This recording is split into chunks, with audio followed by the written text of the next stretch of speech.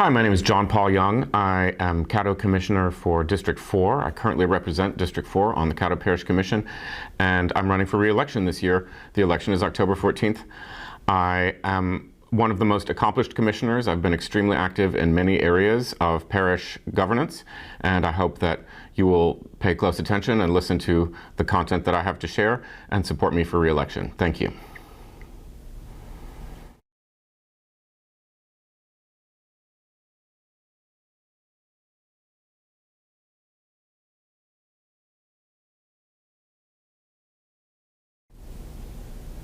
So the Parish Commission in the city of Shreveport, which is mostly my district, controls juvenile crime and our response to juvenile crime. They also control animal control and mosquito control.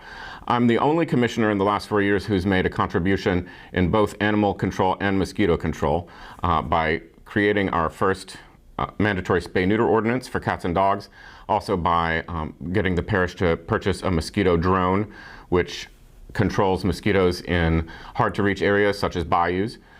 I also got us to purchase tranquilizer guns so that we could catch wild stray dogs more quickly. In addition to those three areas, the Parish Commission also has the responsibility of listening to constituents and advocating for them when they have a reasonable and affordable request to make. I've been very active in responding to my constituents and meeting with them, and I continue to do so, and I encourage people to reach out to me anytime they have a suggestion for a way to improve our quality of life here in Shreveport.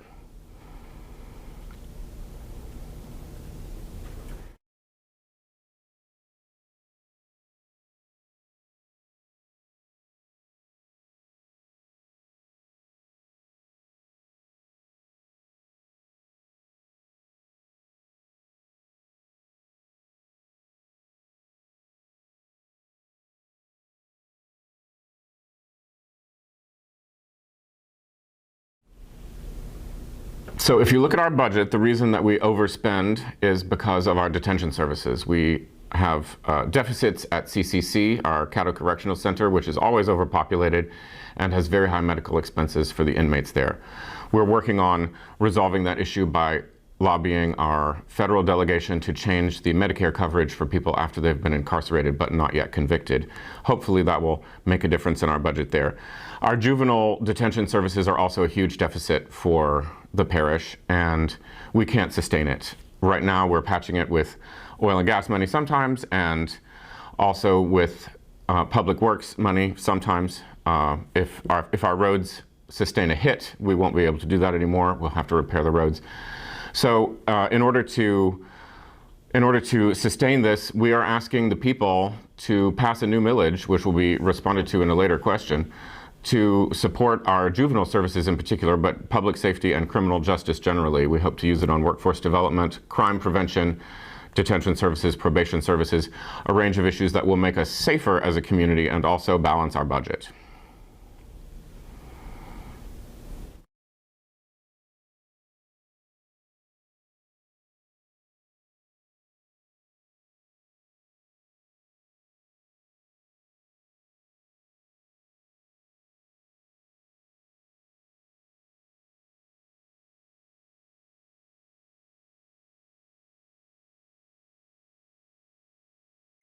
Well, so to respond to your question, our water and sewerage is geographically determined and probably not an appropriate area to collaborate on between parish and city, because the parish is outside the city limits largely, and we don't really operate in the same geographic pipeline area.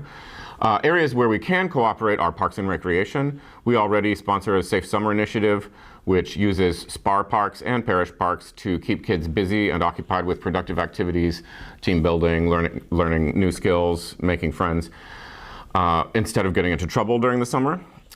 Waste management is another one that I'm working on very actively.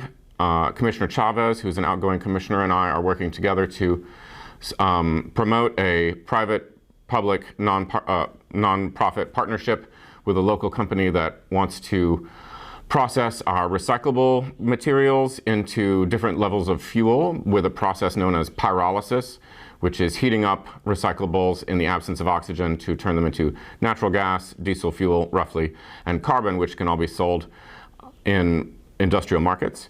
So we hope to cooperate with the city on that project to manage our municipal waste in a way that is productive and lowers the burden on citizens.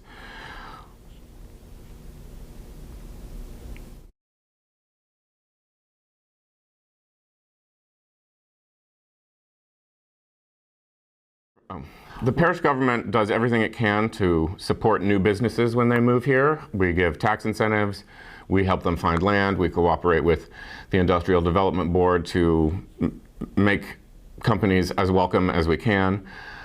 There is more that we can do than inviting companies in from out of town. We can develop ourselves. Something that I spearheaded in the last 4 years is youth sports.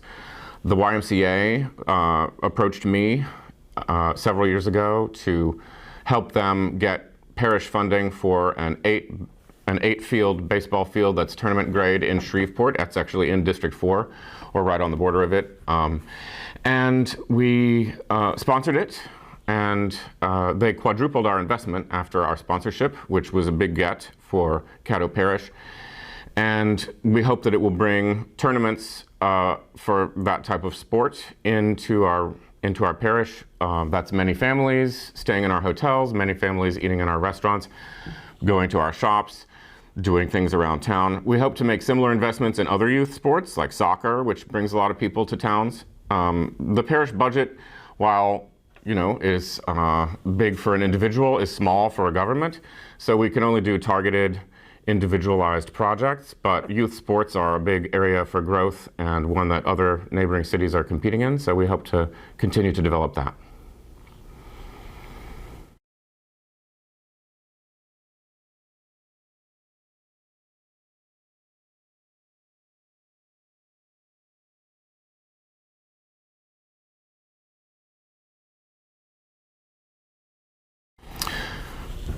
The parish has been a very responsible steward, in my opinion, of taxpayer dollars. We don't waste money. We're careful with it. We talk about pretty much every expenditure in committee at length.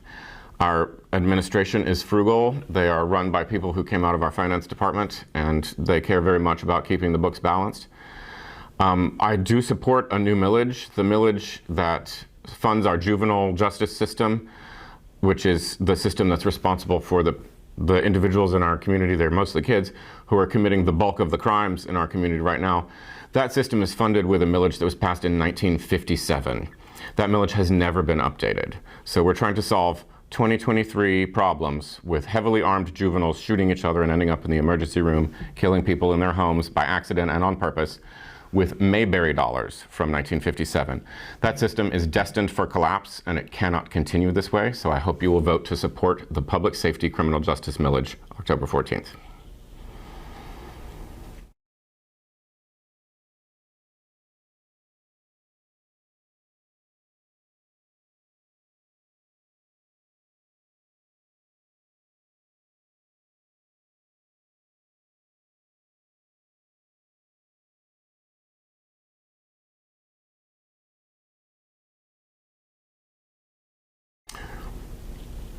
So within the city of Shreveport, infrastructure is paid for by Shreveport citizens' taxes.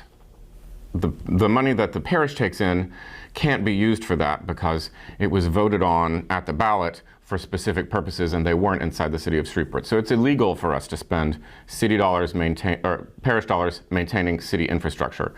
There are some things that we can do to help ease the financial burdens of the city. One of them is the waste management and advanced recycling proposal that I mentioned a moment ago. Another one is collaborating on public safety and crime enforcement, especially for juveniles who are committing the bulk of our crimes right now. But the city's budget is vastly larger than the parish's budget, and if we transferred all of the parish's savings, which do not renew, they're one-time funds, if we transferred all of those to the city government, they would be absorbed within a couple years and spent. So we can't help in a significant way with an ongoing budget, but we can help with specific projects. The city doesn't have $2 million, for instance, to spend at the YMCA for baseball parks for youth sports, which will promote economic development and crime reduction. But the parish does have that $2 million, so we can vet those projects and invest in them and share the credit and the benefit with Shreveport, and that's what we've been doing.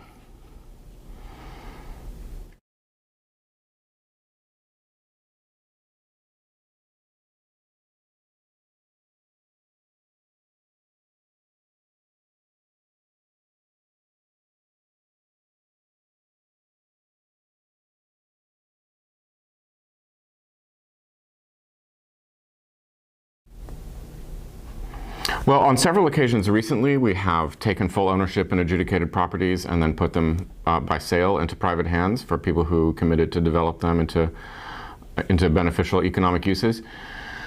The adjudicated property laws are largely state laws, and we often advocate for them to be improved and streamlined. They have been improved and streamlined in some ways recently. It's easier to clear title than it was 5 years ago.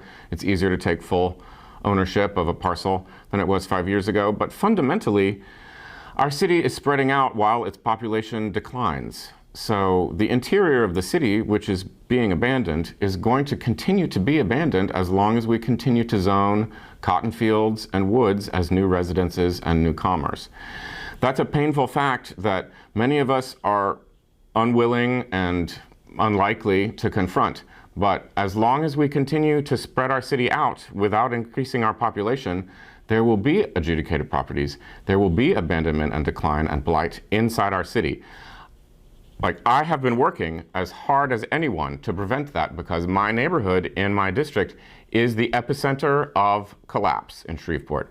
And it needs people to move into it. It needs our city to have the authority to condemn properties and foreclose upon them and take them away from derelict owners so that they can be put into the hands of people who will rehabilitate them and bring them back into commerce. The parish government can do very little directly, legally, on that topic, but I personally, in an expansion of my role, which I've more or less made up, have been meeting with the mayor and developers and many other people to try to prevent the destruction by demolition of our housing stock and our neighborhoods, and instead the rehabilitation of those buildings so that we can continue to live here and not have, patches of houses surrounded by huge spaces of vacant lots where houses have been demolished, because that's the way our city is going right now, and we need to halt that process and reinvest.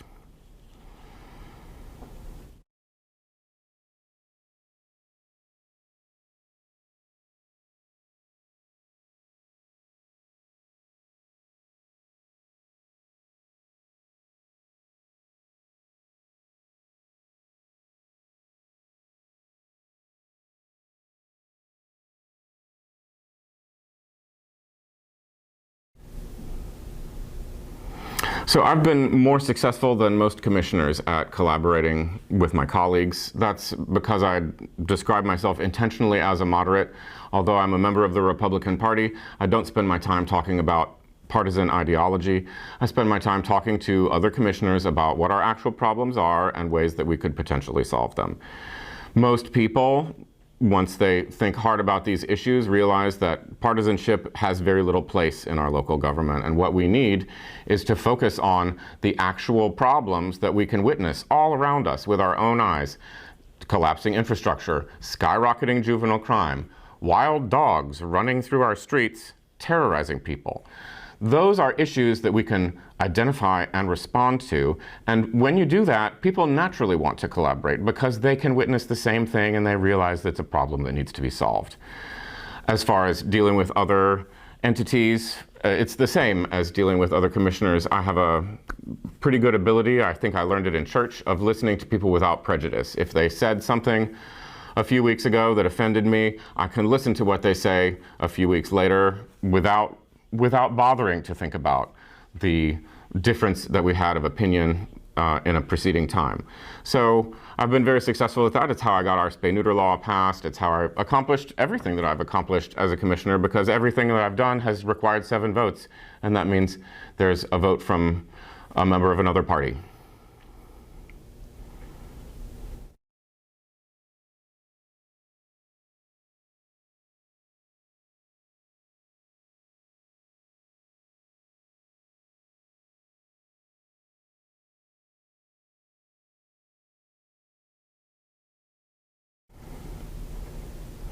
So our top 3 priorities should be juvenile crime. That's the first one. We have the sole authority over juvenile crime, and if we don't do something about it, no one will. And if we spend our time talking about other stuff, this problem won't get solved. We've done a lot of new things recently to improve juvenile crime, including starting the Harbor, which is a cluster of nonprofits that ministers to kids inside their homes before they commit crimes. It's on 9th Street. I hope you'll learn about it and check it out. Another area where the parish needs to be more active is economic development. It's important for us to realize that when we have a fund balance, although it is a limited amount, that fund can't be saved for a rainy day when we're experiencing the rainy day right now. Those investments need to be made, and they need to be made smartly, but they need to be made now before our population declines to the point at which it no longer makes sense to put in a youth baseball stadium or soccer field or whatever. We can't allow this place to become abandoned and then hope to save it. We have to save it right now. Let's see, another area of collaboration, you said 3, right? So a third area of collaboration should be waste management. Shreveport is a very messy place, and we don't have an economic incentive to clean it up right now. And we don't have a recycling program to pretend that we have such an economic incentive. I have identified, along with another commissioner, a way to do that with private business that wants to do it for profit. And we think that cooperating with the city and private business, we can turn our immense amount of garbage into saleable commodities for industry, and we can eventually start to consume the garbage from other places and turn it into the same saleable commodities. And we hope to make that happen in the near future.